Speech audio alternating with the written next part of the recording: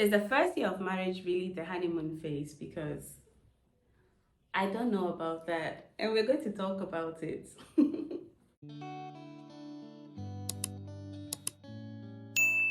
Hi, I'm Miranisa, a content creator from Ghana, and this is Miranisa's Many Moments. In today's video, I'm going to be talking about the realities of the first year of marriage. I'm going to be spilling all the tea and sharing all the details on how the first 365 days, oh, that's a lot of days, of being a wife were for me. I'm going to share with you my expectations versus my reality because there were several moments where it was a true expectations versus reality moment and not the fun type. You know, the type where you bought a form-fitting dress but the body did not come with the dress. Yeah. And we're going to be talking about all of it. But first, if you're new here and if it's your first time seeing me, I must tell you we have a lot of fun and good conversation. And you don't want to be left out, so go ahead and subscribe right now. And if you're a returning viewer and subscriber, you already know how I feel about you. Hey, hey, hey, hey, hey. I see you. I appreciate you. Thank you so much for coming back to watch my videos. It means the world to me. Truly, it does. So let's talk about those 365 days now. First things first, and the first thing you should know is the honeymoon phase is really short. It's shorter than you would think it would be. I honestly thought we would have like a solid, at the very least, 6 months of honeymoon phase. But our honeymoon phase was 2 weeks. And when I say honeymoon phase, I mean the time where you're so smitten and in love and you can't even be offended or offend each other. You're just in perfect harmony and synergy, and communication is perfect. You want to spend so much time with each other. You're fully smitten. It's like you just fell in love again. Everybody is agreeing to everything. Everybody's happy all the time. There's no disagreements or arguments. Yes, that only lasted for 2 weeks. 2 weeks for us. And I'm saying that those first 2 weeks for us was crazy.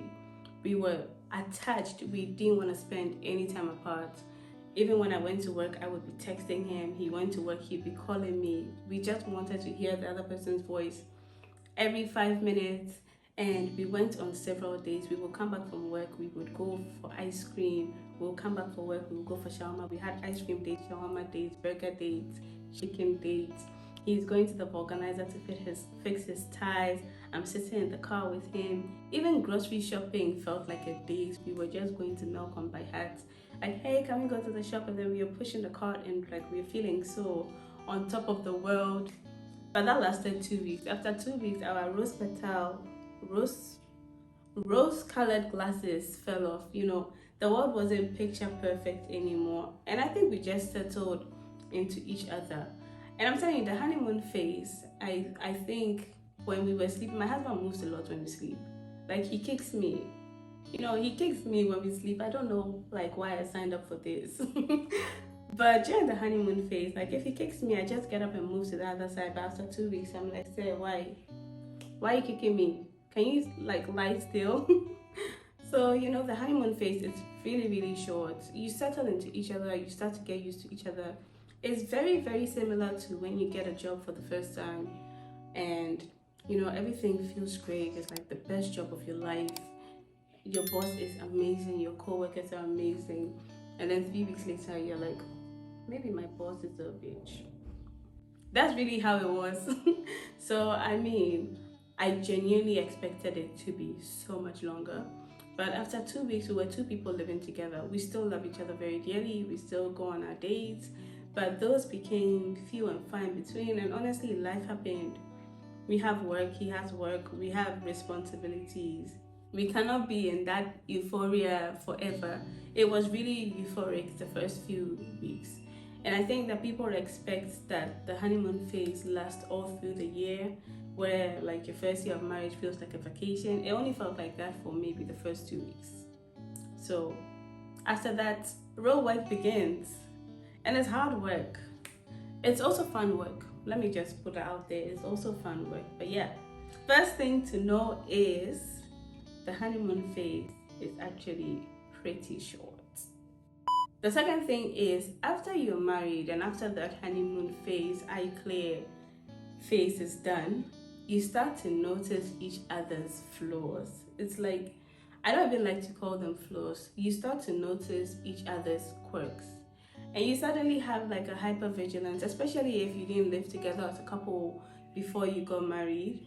You're starting to notice these subtle quirks about them. Like, I didn't know that my husband would be kicking me left, right, center when he was sleeping. And he also didn't know that I snore. I mean, he says that I snore, but the truth is I don't snore because I'm a lady.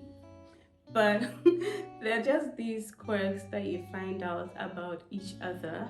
You start to be hyper vigilant about, you start to notice these things, and it can be very annoying. It can be so annoying. But the things that you didn't notice when you were dating, because you're spending a few hours with each other every now and then, you're not noticing everything about them. You don't notice how they act when they come back from work. You don't know how they truly act when they wake up. Because if you're spending even a weekend with your boyfriend before you get married, it's a anomaly. It's not his reality. So he's not gonna wake up and be grumpy, or wake up and say, "Can you make me a tea?" or anything like that. He's gonna wake up and fry you eggs. But when you're married, it's different. You start to see who they truly are when they wake up, when they come back from work, how they eat, how much time they spend on the toilet. You even start to know what their farts smell like. So yeah, you start to notice these quirks about your partner, and it can be so annoying.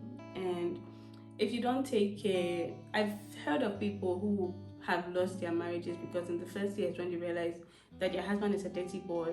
No dirty boys over here. No. But yeah, these are the things that make or break relationships. You start to find out all these tiny, tiny things about them that you didn't know before. But in the same way, even if you find out about these annoying quirks, you also find out things that make you fall in love with your partner even more. And that's what also happened for us. So while there were some things that my husband did that were downright annoying, there's some things that he did. I was like, damn, I chose the right man. I found out how serviceable. I've always known he was serviceable. That's why I married him. But I saw it like happen organically. Like, this man comes and fixes this light for me so that my YouTube videos are pink. He comes home with bottles of water without me asking. So I start to notice all of these things. He's super reliable. He's super dependable. And then I start to feel more in love with him. So it's two sides to the coin. You notice the flaws, but you also notice your strengths. So you just notice your quirks. There is lots of compromise. Oh my Lord. You're compromising on everything. Even what time to go to the shop. It's like you can't do things on your own terms because now you are with another person, and you're starting to realize all of the things that you have to compromise on. You have to compromise on what's for dinner, what outfits to wear, tiny things, what toothpaste to buy, what toothbrush to buy, what soap to use, what everything. It's like you're not making decisions on your own, so you're having to now consult another person and make decisions together, and it comes with so much compromise. It's wild. It's wild. I'm not even gonna stress on that further, but you're gonna be compromising a lot. You realize, and to be honest, it's kind of fair. We've all had several decades to build our lives, our preferences, what we like, what we don't like, how things go for us. And then now we are living with another person who has probably had an entirely different lifestyle and decades of experience that also influences your own life. And then now you're coming together, you're trying to merge it. Like, you have to compromise. You're going to have to pick from each other things that work and also create your own things that work. So much compromise. I can't stress. And I wasn't expecting the amount of compromise. There were some things that in my mind were no-brainers because that's how I grew up. And that's what I've known my entire almost 30 years. Like, this is how we do this, and that's how we do that, and this is what we buy. And this is the brand of toilet roll that we buy, and this is the brand of toothpaste that we buy. So it was like no-brainer. So I wasn't even expecting to compromise on some of the things that I ended up compromising on. So much compromise, so much. The fun part though about marriage and all the compromises is that you're building your own traditions and routines and family heirlooms or whatever they call them, but you're building your own thing that's yours. You're deciding this how we do this how our family does this. Is your family, your traditions, your cultures, your routines, and it's fun. It's fun, like just agreeing, okay, for Christmas we're gonna do this, we're gonna have a tree, we're gonna do our Christmas pictures, we're gonna wear the graphic tee, when we're going out we'll dress up like this. It's really fun. I've been enjoying that part. For example, for Christmas it happened accidentally, but the first year we wore a shirt featuring Mo from The Simpsons. We love adult animation in this house. We've watched them all. And then the next time I bought another shirt that was I can't remember, but it was also a Simpsons theme. And maybe we're gonna make that a tradition where every year on Christmas we wear a Simpsons shirt. No, yeah, the second one was a Duff beer. Duff beer is the beer that they have in The Simpsons.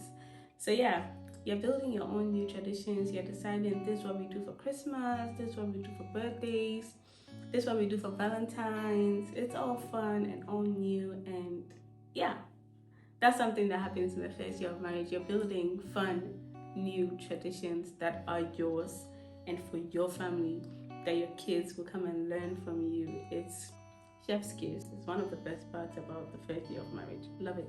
Love it. Roles and responsibilities are assigned in the first year of marriage, definitely. So I felt like in the first 365 days, we were now just deciding who is responsible for what, and it came with living with each other. And I kind of wasn't expecting it because I'm a feminist who doesn't believe in gender roles, but it happened so organically where when it comes to the car, it's my husband's responsibility. When it comes to cleaning, it's primarily my responsibility. When it comes to bills, it's my responsibility. When it comes to fixing things around the house, it's his responsibility. We just suddenly had our roles assigned to us. I think we just leverage on each other's strengths and what each person is able to do better than the other person, and assign those roles. And I wasn't expecting it, but you get assigned your roles and responsibilities and chores in the first year of marriage. You suddenly know who is responsible for what, and yeah, that definitely happens. So don't be thinking that your first year of marriage is all bliss. You're going to get some work that you'll be responsible for. You're going to have chores, and yeah, now we know in our household who is responsible for what. It happened so organically. Yeah, you're getting your roles and responsibilities assigned in the first year of marriage. You just determine who becomes head of what in the first year of marriage. But in the same vein, the first year of marriage is filled with so much fun and love and laughter, and we've just been having a really good time. And honestly, when you're finding out each other's quirks and discovering the reality of each other, it can come with some very, very funny moments. Like we tease each other all the time, respectfully, because I think that there's a limit to teasing, but that's a conversation for another video. We tease each other all the time. We are laughing about different things. We're discovering each other. It's fun, and there's so much love, and there's so much laughter. And let me tell you this story. So there was one time when I ordered dinner for my husband and I. Yes, we order out too much, and that's why in my past 3 visits, one goal that has been recurring is to order out less. We're failing at it, but that's not what we are talking about today. So I ordered out, like we ordered some dinner for my husband and and I knew that the dinner was coming, but I was on the couch, I was comfortable, I wasn't ready to get up. So I was thinking how I can make sure that this man goes and orders this. So I took off my shorts so that I just had my shirt and my underwear. Yeah. And he was also thinking, how is this girl going to get this? I kid you not. I kid you not. As soon as we got a notification that the food was here, this man stripped his clothes and ran to the bathroom and said, I'm going to shower. I had to wear my shorts. And I couldn't stop laughing because the way that he just did it, the way that he just stripped himself and ran into the bathroom, It felt like something that your little brother would do to avoid responsibility. And there's so much laughter, there's so much moment, like there's so many moments like that where we both can't stop laughing. We have our own code. We have our own code sometimes, and there's so much love. And you start to enjoy even mundane moments together, just watching documentaries, and you start to highlight on each other's strengths and uplift each other. You compliment each other, especially if you take in some of the notes that you got in counseling or just advice from elderly couples. It starts to get easier, I would say. But the first year is really, really hard. And I think that the other years of marriage will have their own challenges. But I've only done 1 year, so I can only speak on that. But it can be really hard and it can be so rewarding. It's not all champagne and roses, it's hard work, it's commitment, it's tough conversations, it's compromise, it's laughter, it's fun, it's joy, it's togetherness, it's celebration, it's new traditions, it's a mixed bag. It really is a mixed bag, and there's so many moments that make up the first year of marriage. And I'm really glad that I have done 1 year. I'm looking forward to what the other years have been. I'm also looking forward to what the years would look like once it's not just the two of us, once we have children or a child in the picture. I know it's going to be a super different dynamic, but yeah, I'm excited. What I would say is it is different for different people. Some people have a honeymoon phase that's longer than 2 weeks. Some people have a honeymoon phase that lasts a day. At the end of the day, marriages are different for different people. I am speaking based on my experience, and I hope that you found this video to be relatable or entertaining, or that you learned some things from the video. But until then, catch you later. Before I go, I must say, if you're new here, we have a lot of fun and good conversation, and you don't want to miss out. So go ahead and subscribe right now. And if you're a returning viewer, mwah, that's all I have for you. Take care and bye.